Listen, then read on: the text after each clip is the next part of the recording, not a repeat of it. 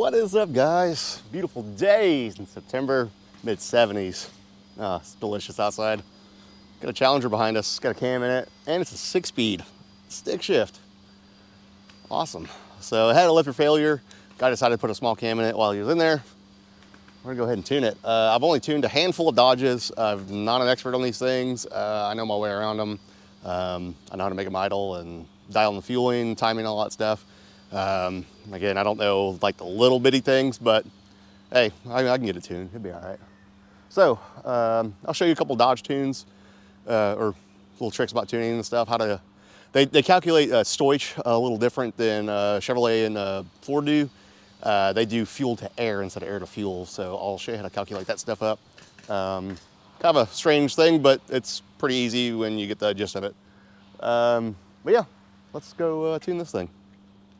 All right, I am flashing a bass tune in it right now. So I just upped all of the idle tables by 100 RPM from stock. It seemed to start and run decent, but I didn't let it warm up. So I'm just gonna adjust it on the fly here. So the weird thing about these Mopars is when you flash it, you gotta turn the ignition off for 10 seconds and turn it on and then click OK. So I'm counting right now in my head, and then we're gonna turn it on and click OK. I didn't touch any fueling yet. I just bumped the spark up a little bit. It should fire right up. It's not that big of a cam, so we're gonna go ahead and open up my data logger, and then I'm gonna see what channel. I think I have a channels list for a Dodge, but I did a 2015 Dodge, and I think it's about the same. So we're gonna go ahead and do that. Dodge, yep. It says Ram, but should be about the same here. Idling a little high, but hey, it's cold. I don't think it's been started today, so let's just see what it does. I'm just gonna go with the flow here. That's all we're gonna do. Okay, so I am not recording the correct channels. I need to set up a histogram badly. Pretty sure I do.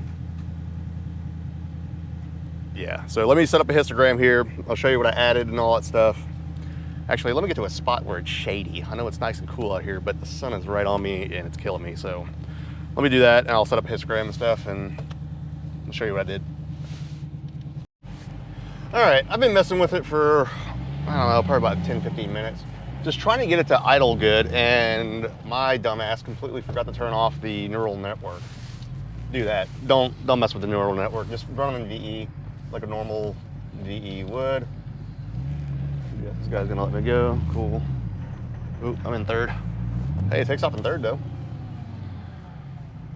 This cam is VVT locked out, so I had to do that. So we're just tuning in VE right now, no neural network. Added a little timing to it, messed with it a little bit. Like I said, I just got getting some shade. I was getting the sun beat down on me, you know. Whatever. Anyway, we're gonna go tune this. I got everything set up. I'll show you here in a little bit, the histogram and all that stuff. So pretty basic stuff on this. They're not too terribly bad to do. Everybody thinks they're voodoo. To me, they're just a VE-based PCM. Nothing crazy. I'm used to that kind of stuff, so.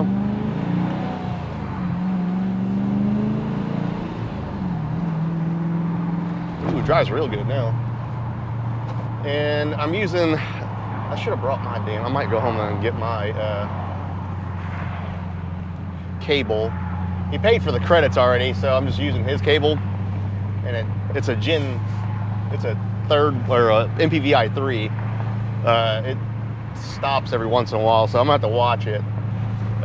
There's a glitch with those. If you've had that issue before, leave a comment down below. I've personally seen some of my customers have issues with MPVI 3s where they just stop in the middle of logging, so whatever, I don't know. We'll just figure it out as we go. Dodge stuff, a lot of the idle stuff is pretty self-explanatory. There's no like idle spark correction like you do on like a Gen 4 Chevrolet. There's proportional, so it's all like torque and airflow stuff. I just kind of bumped those up by just 10% across the board. There's multiple tables in there. I bumped this idle up by 100, and then I knocked it down by 50, so only 50. So it seemed to like that pretty good. Let's see. Sometimes you got to play with, like, there's a table in airflow. It's not under idle, it's under airflow. There's like a throttle body table, and like the lower voltage, just bump that up just a little bit, like 5% or something like that, and it'll help it idle a lot better. I guess it just cracks that throttle body open a little bit. I've had that trouble on a Dodge truck before, and I couldn't figure out anything, and I started messing with tables, and I found that one, and it worked really well. So I did it on this one, and it did the same thing. So I don't own a Dodge book. I'm not a Dodge expert. Again, I have tuned maybe 5 of these things. Just everybody wants a one and done tune, you know? They just want to get an SCT tuner or something stupid like that.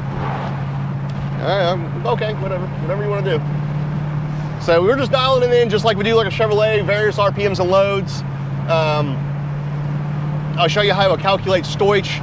It's all based off of lambda, but they use a fuel to air ratio. So this one, you'll see it'll say FA stoich. So you click on that table, and this one said 0.0688, and you're like, what in the hell is that? That don't make any sense. It does in Dodge's world. So what you're gonna do is take 1, which is lambda, divide it by that number. So 1 divided by 0.0688 equals 14.5. So that's what the stoich was on this one. I lowered it quite a bit. Come on. I lowered it quite a bit to a 14.1 since we have ethanol in all our fuel around here, including 91 and 93. So I assume this guy just runs that, maybe, I don't know. I don't know this guy. This is a shop I'm doing this for, so. They said it's his daily driver, so I'm just gonna make it nice. Whatever, it's not a hot rod. I gotta fix that throttle. It's hanging throttle a little bit, so I'm gonna fix that too. So that's how you calculate stoich on a Dodge. So like I know the Hellcats, they're like a 13.8 stoich from the factory. I would probably just leave that alone. It's already adding fuel and it's supercharged. Just leave it alone. It's fine. It's 700 horsepower. Whatever. This thing's like 350. So, but that's how Dodge calculates their stuff, and it's all VE based. There's a VE bank 1 and 2. 1 and 2. There's 2 banks to them. They're both even. So some of them you can data log each bank and then adjust them accordingly. I did it on a 2015, and you can do it that way. Or like this one, it just has, you can only data log 1 VE bank, and I'm just doing it off that, and it'll be fine. So there shouldn't be that much difference between the 2 banks. So that's all I'm doing. Same thing as a Chevrolet. You want to disable deceleration fuel cutoff. You want to disable all of the fuel adders and stuff that you have, like catalyst protection, just random stuff to make it not skew that data, because you want to get some good accurate data. But after you're done with it, you can turn all that stuff back on. So I know the EPA doesn't like to hear that, but oh well. There are far worse things causing pollution than hot rods. Hot rods are like 2%, maybe 1%, not even that. Go after the coal plants. Can't, right? We need that. We need that too. So anyway, timing wise, I have no earthly idea what these things like. I've read somewhere they like kind of like an LS as far as timing, so I just bumped it up by 2 across the board on everything and smoothed it out.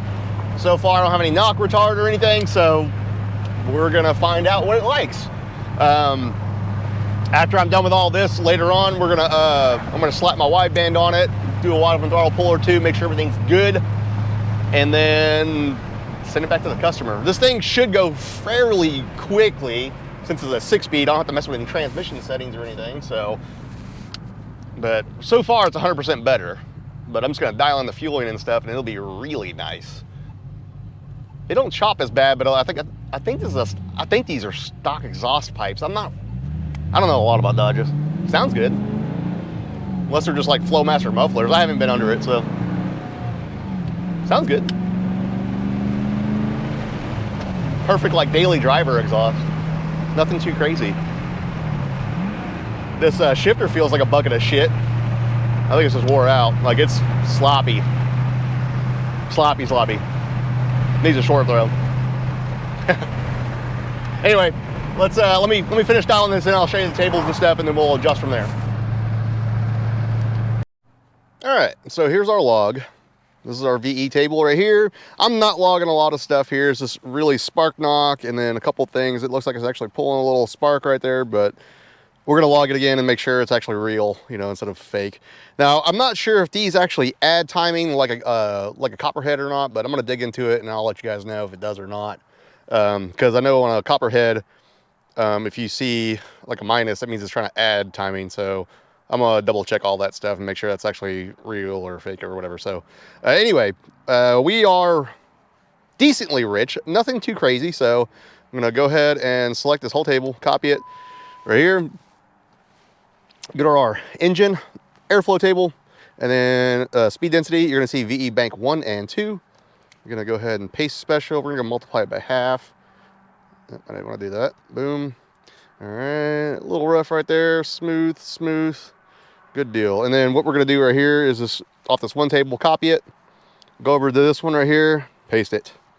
Boom, done. All right. Now idle stuff. When I was explaining to you guys earlier, lots of idle tables in here. They're pretty self-explanatory. There's even an airflow thing here. The only stuff I've enabled was the idle torque spark. So I guess there kind of is like an idle thing, and then you got proportional, just idle torque throttle. So bump these up by like 10% right here. And then this is going to be like your idle spark correction on a Chevrolet is these right here. The electronic throttle one, this is the table I was talking about right here. You can bump this by 10 if it's not like trying to idle for you, and you can go from there. So that's a good way to get it to idle correctly, because it'll crack that throttle body open just a little bit. But once you get it dialed in and like idling decent, you can probably go back to stock with it, and it should be okay. So spark tables, you got a minimum spark, kind of like a Chevrolet, maximum spark, you got wide open throttle spark, and then part throttle base spark. Minimum spark, you can see what the difference is right here. So they have a bunch of negative spark right here around the idle area. I always change them to positive, but a low number, so like 3 or so, it should be okay. You don't want it to be in a negative number, especially with a cam vehicle, because it's going to die. So that's what I did with that. Torque management, I haven't touched anything on that. Torque model, haven't touched anything. Fueling, the only thing I did was change the stoich. Here's the number right here, what I was telling you about. So I changed it to a 0.071, which is a 14.0 air fuel. Stock, you can see, was a 0.0688, and that is a 14.5 air fuel. Left closed loop on. There's no like long-term fuel trims, and I'm assuming, now don't quote me on this, this neural network is sort of like a long-term fuel trim. Again, I am not an expert on Dodges, so I couldn't tell you. But I know you disable this stuff, and it'll run a shitload better. But you just tune in speed density like on a normal vehicle. Just don't have a EGR, catalyst, temperature model. This thing still has cats on it, all that stuff. I haven't turned any of that stuff off. Thank you, EPA. Engine diagnostics, you know what to do on this stuff. I turned the skip shift off. 255 mile an hour speed limiter, and I lowered the fans a little bit because these things actually kind of cook pretty good from the factory. So I lowered the 195 and 199. They were in the 200s. But yeah, that's all I did right here. And then to flash this thing, so make sure we disconnect it right there, save it, key on, engine off, write it, and it'll tell you to turn the key off for 10 seconds. Just do what it tells you to do. Count to 10, click OK, and you're good to start it up and ready to rock and roll. These cars remind me of like a 2-valve Mustang, like power-wise. I mean, they're okay, you know. I gotta get rid of that surgeon too, but they sound good and stuff, and it's kind of fun to drive. Man, the 5.7 just doesn't, I mean, I don't know, they just don't put out a lot of power, you know. It's the weight of the vehicle, you know, it's a lot, there's a lot of factors to it too. Nothing wrong with it, you know, like, I mean, it definitely benefit from a blower or a turbo or something. It sounds cool as hell. Well, yeah, it's all right. But yeah, it just kind of reminds me of a 2-valve Mustang. That's what it really reminds me of. Just a little bigger. That's it. So you 2-valve guys, you ever run across an RT, don't be scared. It might be a good race for you. I like 2-valves, I really do. They're like the underdog, you know, like everybody loves to hate them things, but dude, like an old PI 2-valve, man, they can be pretty impressive. I dig them, I really do. They're pretty stout ass engines too. I mean, shit, you can't kill them damn things. I mean, how many cop cars are running around plowing over curbs and shit, you know? Like, dude, you can't kill them damn things. Excellent engines. I like them. Just don't put out a lot of power. We're getting dialed in pretty good now. I'm just about done with the VE stuff. I'm gonna try to get, it's got this surgeon thing coming up to a stop it likes to do. I'm gonna try to find out what controls that, and then I'll let you guys know. But yeah, it's going pretty good though. Just drives like a Dodge RT Challenger. Okay, I made my final adjustment. The fuel trims are within 2%, so I went a little overboard on that. I was sitting here and I figured, hey, I'm gonna try to turn on the neural network again. I don't understand the neural network. It's something about weights and shit. I don't know. What are they? Whatever.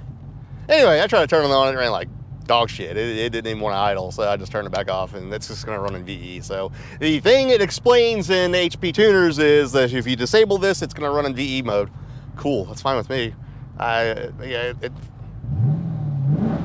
runs just fine. So I'm gonna leave it off, and then so I'm gonna head home here in a second, and then I'm gonna go put the wideband on it real quick. I know it's rich, it's commanding, like I did a little wide open throttle, like just hit with it, and it's commanding like an 11.9 air fuel, so super rich. So we're gonna just go throw the wideband on it, probably aim for a mid-12 AFR. If they're anything like an LS, still like that. Timing looks like it's pretty good and stuff. It barely picks up any kind of knock, so I think this thing's really sensitive to knock. Other than that, it actually runs pretty good. It drives really good and stuff. Still got a little surge coming up to a stoplight, but I'm gonna fix all that stuff. Other than that, I guess I can start tuning Dodges now. Hit me up, man. I'll get you taken care of.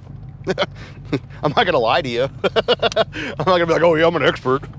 No, I'll just get you taken care of though.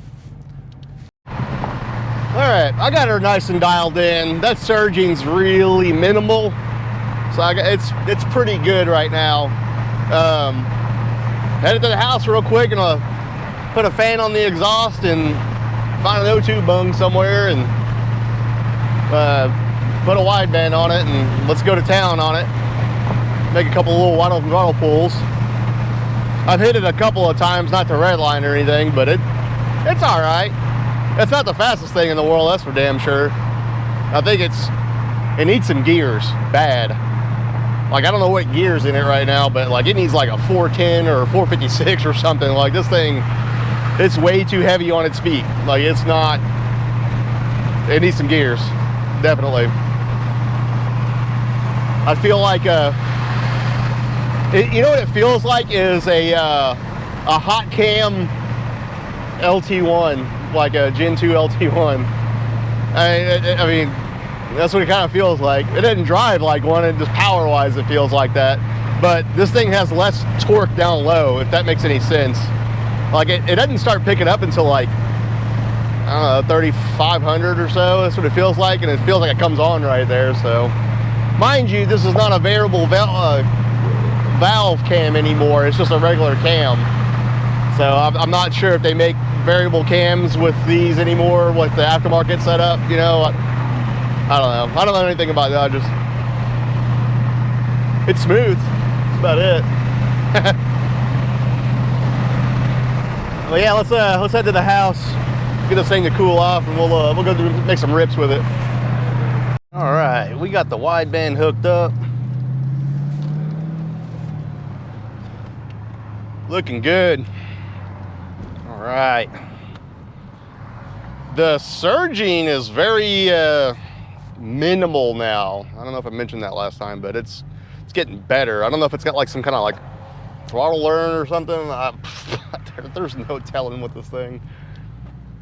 But we're gonna go to Mexico real quick and make a little hit. I don't think we're gonna break the speed limit, although I think we'll be all right. Oh, it's got Flowmasters on it, and the rest of it's stock. So just the rear mufflers are changed to Flowmasters. So I don't know if they're like 40 series. I don't know. They just look like a standard Flowmaster to me. Figured you guys would like to know that. It ain't too loud. It don't even drone on the highway. It's good. I probably would take the resonators out or something. I don't know, just to see what it sounds like. A little bit louder, we'd be all right. But yeah, let's get to the highway real quick and go make a little hit. All right, here we go.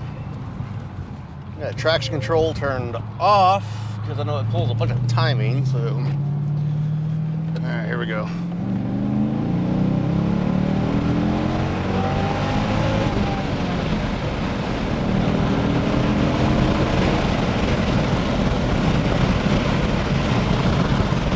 $12.70.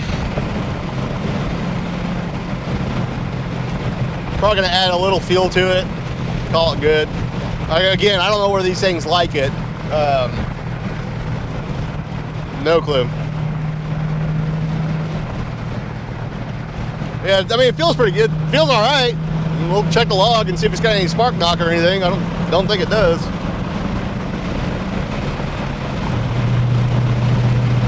Call it a win. Dodge expert. Stellantis expert. No, I'm not. I just tune stuff. I just go and figure it out. That's how I do it. Let me pull over and check out this log. All right, that's gonna do it for this one. Make sure you like, subscribe, do all that YouTuber stuff. I'll catch you guys on the next one. You can barely hear this exhaust though. It's barely, yeah, it's just too quiet. So too quiet. Anyway, thanks for watching, guys. Seriously, I couldn't do this shit without you guys. So, yeah, if you guys want to see more Dodge content, just let me know. I'll try to keep getting some more Dodge content. But until then, see you guys on the next one.